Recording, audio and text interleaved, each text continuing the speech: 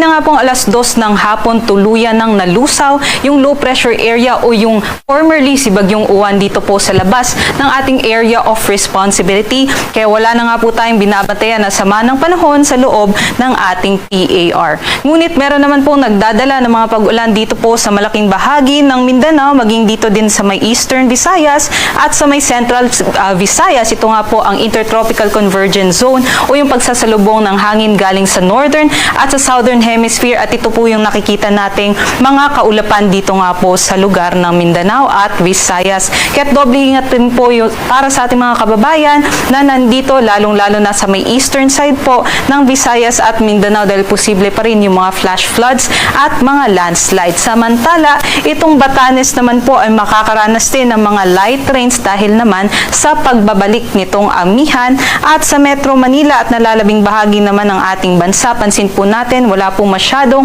makakapal na mga kaulapan dahil naman sa ridge nitong high pressure area, at dahil nga po dito ay nababawasan po or lumiliit yung mga tsansa ng mga pag-ulan dito nga po sa malaking bahagi ng Luzon. Ngunit magantabay pa rin po tayo sa mga thunderstorm advisories dahil posible pa rin po ito. Kaya't i-follow po at i-like ang ating mga Facebook pages ng Regional Services Divisions ng Pag-asa.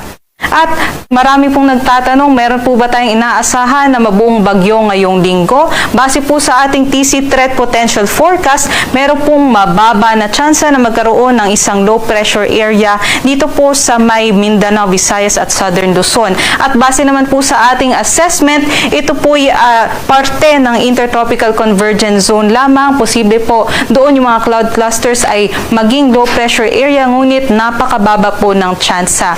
At idagdag ko lamang po, kahit wala pong mabuo na sama ng panahon or low pressure area, ay patuloy pa rin pong uulanin ang malaking bahagi ng Visayas at Mindanao, maging Southern Luzon dahil nga po sa ITCZ.